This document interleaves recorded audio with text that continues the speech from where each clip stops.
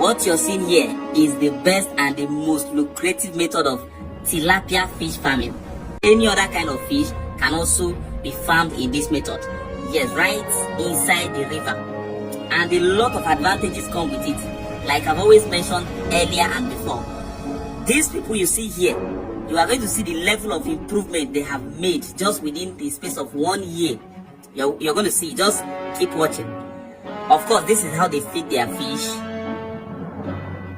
What they are farming in this particular section here is tilapia fish. Yes, look at the fingerlings. So according to them, it takes just 6 months to grow this fish from those tiny things you're seeing inside this water. Now just watch. You can see the movement inside the water. To grow it from this small size, it takes just to this size, the table size, it takes them 6 months. And then here they are. You can see they've grown and they've taken them to the market within the space of 6 months. Now, you're going to see exactly how they do this thing from scratch. Both the building of the cage and how they transport these fingerlings, those tiny fish, from where they go to source them to the river. Here is where they come to buy them, you can see. Now they've bought and they are transporting it to the river. Now watch. According to them, they say they stop every 30 minutes to carry out some oxygen check and everything before they get them into the cage in the river. This is how they transfer them. You can see how tiny they are. This is another set that they are moving. And then just as tiny as they are, within the space of 6 months, they are grown.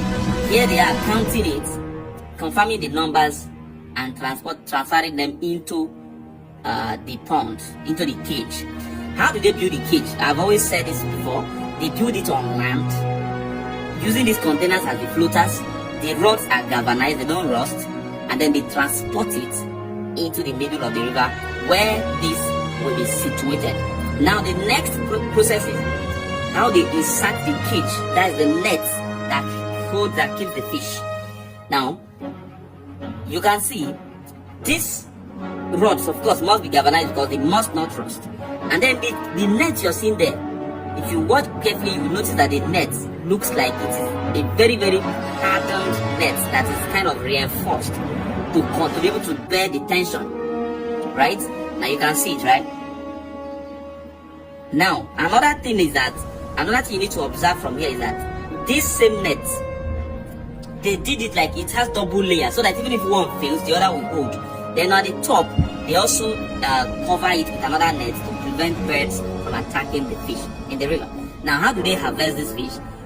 Of course, you can see them. These are all tilapia fish. This is how they remove them from the cage. It's even easier because they just drag the net out and then they start to convert them into the canoe. This is a market. Of course, you already know that the demand for tilapia fish is much larger than the demand for catfish, because this could actually be used for cooking soup, stew, and your food, of course. Unlike the catfish that most people say it is only basically used for pepper soup and the rest.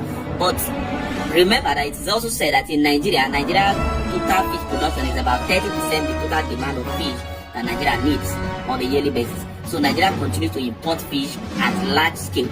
Now we proceed. This is also them moving these same fish, the grown ones, into the market. You can see. So this is a big deal. Now, this is exactly the point that I'm trying to make here. So because of the large development and improvement these people have made, they had to bring excavator. They bought the entire land surrounding that river. That same river where they do this farming. And what did they do?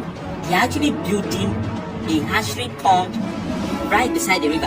Hatchery pond is where they produce those fish from egg to fish. From egg to the fingerlings that they used to go and buy from outside. So with this hatchery pond they built here, they don't need to go outside to buy the fingerlings anymore. They produce from egg to fish. Then from here they transfer into the river.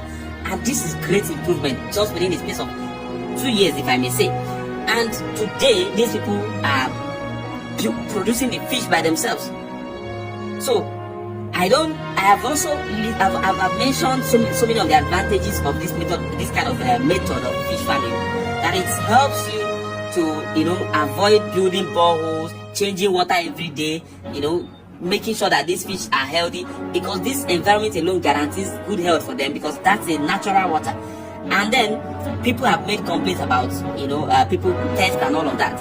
There is no way you put your fish that you will not have to face issues of theft. But in this case, it is even more secure because I wonder who is going to go to the river there to go and say he wants to steal fish. But of course, they also have a smaller security house right beside those cages there in the river. Another thing I don't know about is what is the aquatic laws? How are people allowed to use the waters for this kind of purpose? But you can see that these people are really doing a great job and they are growing day by day. And this is really, really commendable. And I will encourage anybody to do more findings about this and also know if this is applicable to your own locality.